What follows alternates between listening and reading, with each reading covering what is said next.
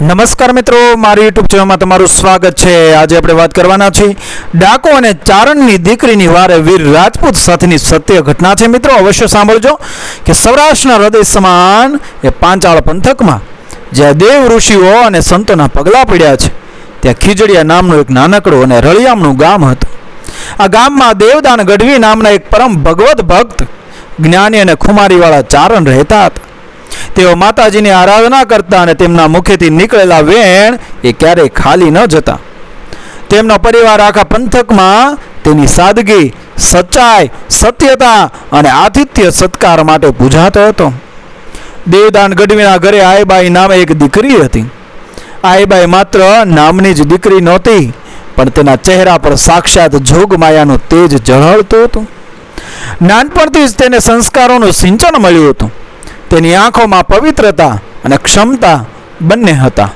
ગામના વડીલો તેને જોઈને આપોઆપ માથું નમાવતા, કારણ કે આઈબાઈ ચારણની એવી દીકરી હતી જેના વેણમાં માં ભગવતી સરસ્વતીનો વાસ હતો। તે જ ગામના ગ્રાસદાર પરિવારમાં એ વીરભદ્રસિંહ વાઘેલા નામના એક 22 વર્ષના દીવા જેવા જુવાન રાજપૂત રહેતા હતા। ઊંચો પૂરો કદ, કસરતી બદન, ભરાવદાર મૂછોના આંકડા અને પાણીદાર આંખોએ તેમની ઓળખ હતી। નાનપણમાં જ પિતા પાસેથી ધર્મ અને સ્ત્રી રક્ષાની દીક્ષા મેળવનાર એ વીરભદ્રસિંહ માટે ક્ષત્રિય ધર્મ એ માત્ર શબ્દ નહોતો, પણ શ્વાસ હતો। ગરીબની ગાય અને દીકરી પર આફત આવે ત્યારે પોતાની જાનની બાજી લગાવી દેવી એ તેમનો વટ હતો। વીરભદ્રસિંહ પાસે એક કાઠિયાવાડી જાતવંત ઘોડો હતો, જેનું નામ તેમણે પવન રાખ્યું હતું। પવન દૂધ જેવો સફેદ અને પવનની ગતિએ દોડનારો હતો। વીરભદ્રસિંહ અને પવન વચ્ચે એવો આત્મિક સંબંધ હતો કે વીરભદ્રસિંહના માત્ર એક ઇશારે એ ઘોડો હવામાં વાતો કરતો। રાજપૂત અને અશ્વની આ જોડી એ આસપાસના સીમાડાઓમાં ખૂબ પ્રખ્યાત હતી। ચૈત્ર વૈશાખના દિવસો હતા।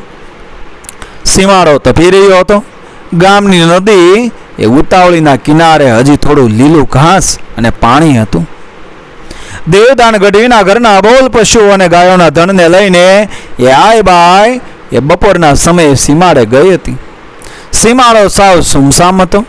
બપોરના તાપને કારણે પક્ષીઓ પણ ઝાડના છાંયે શાંત બેઠા હતા।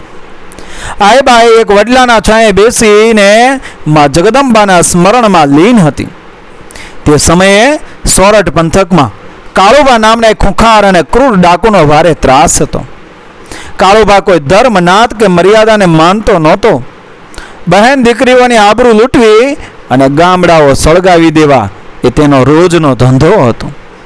તેના માથે સરકારે મોટું ઇનામ રાખ્યું હતું, છતાં તેની ક્રૂરતાને હથિયારબંધ ટોળકીના કારણે કોઈ તેની સામે એ આંખ ઉઠાવવાની હિંમત કરતું નહીં। કાળુબા પોતાના 10-12 હથિયારબંધ ઘોડેસવારો સાથે કોઈ મોટી લૂંટના ઈરાદે એ સીમાડા પરથી પસાર થઈ રહ્યો હતો। અચાનક તેની નજર વડલાના છાંયે બેઠેલી એ આઈબાઈ પર પડી। સૂર્યના પ્રકાશમાં ચમકતું ચારણ કન્યાનું રૂપ જોઈને એ ડાકોની આંખોમાં પાપ અને વાસનાના કીડા સળવળ્યા। એણે ઘોડાની લગામ ખેંચીને પોતાના સાથીઓને ઈશારો કરીને દીકરીને ચારેય તરફથી ઘેરી લેવા કહ્યું। ડાકોના ઘોડાની ખરીઓનો અવાજ સાંભળી અને આઈબાઈ ઝબકીને જાગ્યો। તેણે જોયું તો કાળ ભૈરવ જેવા હથિયારબંધ ડાકુઓ તેની સામે ઊભા હતા। સામાન્ય સ્ત્રી હોત તો કદાચ ડરીને બેભાન થઈ જાત, પણ આ તો ચારણની દીકરી હતી। તેણે હાથમાં રહેલી ગોવાળિયાની લાકડી મજબૂત પકડી, પોતાની ઓઢણી કમરે બાંધી અને સિંહણની જેમ ત્રાડ પાડી। એલા પાપીઓ, પાછા હટી જાઓ। આ ચારણની દીકરીનો સીમાડો છે। જો એક ડગલું પણ આગળ વધ્યા છો તો માં ખોડિયારના ત્રિશુળનો ભોગ બનશો। આઈબાઈની હિંમત જોઈને ડાકુ કાળુભા મોટેથી હસ્યો। તેના અટ્ટહાસ્યથી સીમાડો ધ્રુજી ઉઠ્યો। તેણે કહ્યું, અરે લલ્લા, અહીં તારી રક્ષા કરવા કોઈ દેવી દેવતા નહીં આવે। તારો આ કાળુભા જ હવે તારો માલિક છે। એમ કહીને તેણે કન્યાનો પાલો પકડવા માટે હાથ લંબાવ્યો। આઈબાઈએ પોતાની લાકડીનો એક ઘા કાળુભાના હાથ પર કર્યો, પણ ડાકુઓએ તેને ચારેય તરફથી એ દબાવવાનો પ્રયત્ન કર્યો। દીકરીની લાજ પર આખરી સંકટ આવી પડ્યું। જ્યારે ચારણની દીકરીને લાગ્યું કે હવે શારીરિક બળ ઓછું પડી રહ્યું છે, ત્યારે તેણે આકાશ તરફ નજર કરી અને મીટ માંડી અને આંખોમાંથી અંગારા વરસી રહ્યા હતા. તેણે કરુણ અને પહાડી અવાજે હાકલ કરી કે હે આદ્ય શક્તિ, હે મારી માં, હે નવલખ લોબડિયાળી આય ખોડલ, જો તારું સતીત્વ સાચું હોય તો આ પાપીઓના હાથ મારી આબરૂને અડે તે પહેલા કાં તો મને ધરતીમાં સમાવી દે, કાં તો મારા હાલ વહેલા વારે થાજો. શું આ ધરતી પર કોઈ ક્ષત્રિયનું લોહી જીવતું નથી? બરાબર એ જ ઘડીએ સીમાડાથી અડધો માઇલ દૂર વીરભદ્રસિંહ પોતાના ઘોડા પવન પર સવાર થઈને ખેતરેથી પાછા ફરી રહ્યા હતા.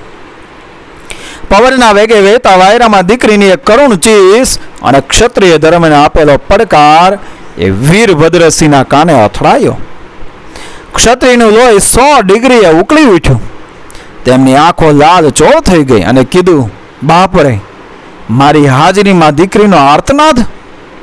વીરભદ્રસિંહે પોતાના વફાદાર ઘોડા પવનની પીઠ પર હાથ થાબડ્યો અને કીધું, બાપ પવન, આજે આપણી ક્ષત્રિય વટ અને તારી જાંતવંત હોવાની કસોટી છે. કાં તો આજે મોત અને કાં તો દીકરીની લાજ. ઈશારો મળતા જ પવન ઘોડો જમીન છોડીને હવામાં ઉડતો હોય તેમ દોડ્યો. તેના ડાબલાના અવાજથી એ સીમાડાની ધરતી ધ્રુજવા લાગી. ડાકો કાળોબા હજી આઈબાઈ તરફ આગળ વધતો જ હતો.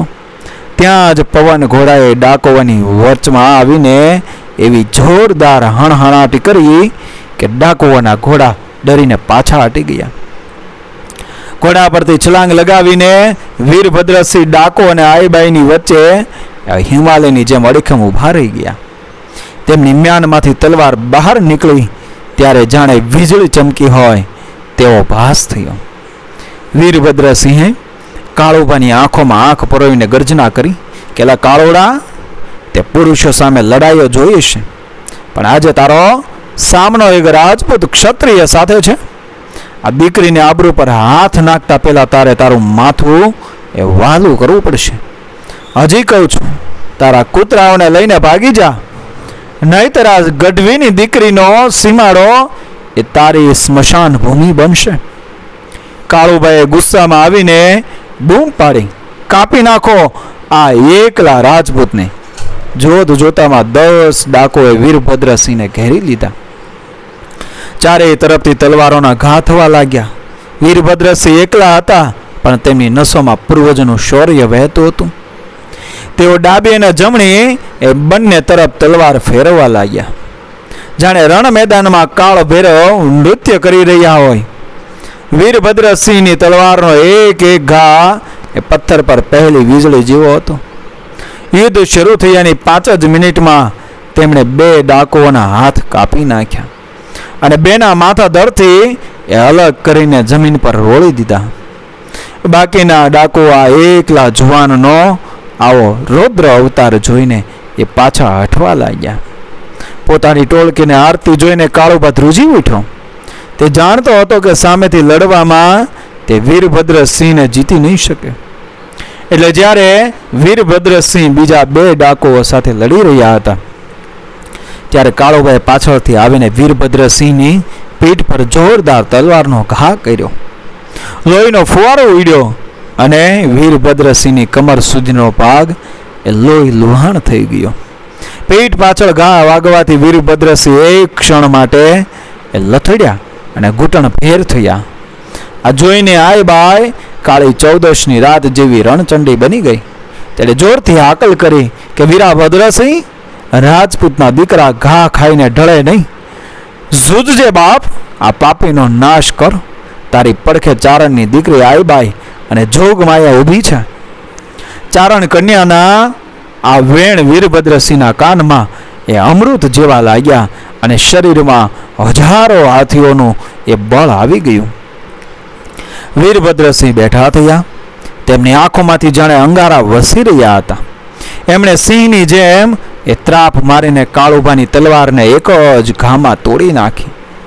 બીજો ઘા કાળુભાના ખભા પર કર્યો, જેથી તેનો જમણો હાથ કપાઈને જમીન પર પડ્યો. કાળુભા જીવની ભીખ માગવા લાગ્યો, પણ વીરભદ્રસિંહે કીધું કે બહેન દીકરીની લાજ લૂંટનારા પાપીને ક્ષત્રિય ક્યારેય માફ ન કરે.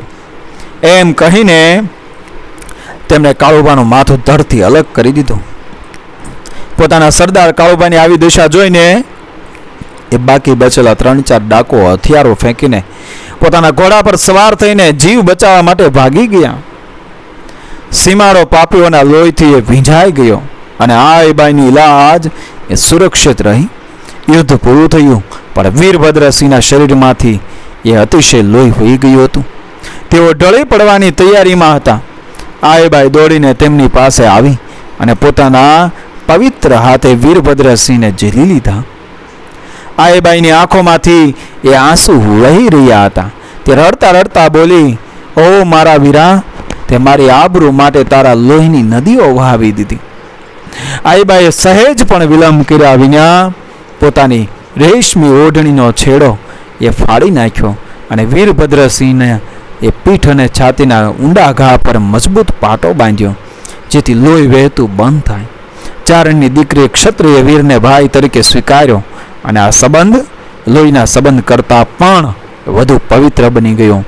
આ દરમિયાન ભાગેલા ડાકુઓને જોઈને નજીકના ખેતરમાં એ કામ કરતા લોકોએ એ ગામમાં ખબર આપી હતી કે દેવદાન ગઢવી ગામના મુખી અને સેંકડો લોકો લાકડીઓ અને હથિયારો લઈને સીમાડે દોડી આવ્યા.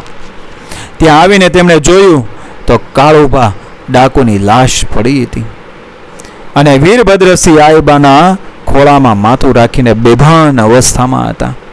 સૌના મસ્તકા વીર જવાન માટે એ આદરમાં નમી પડ્યા.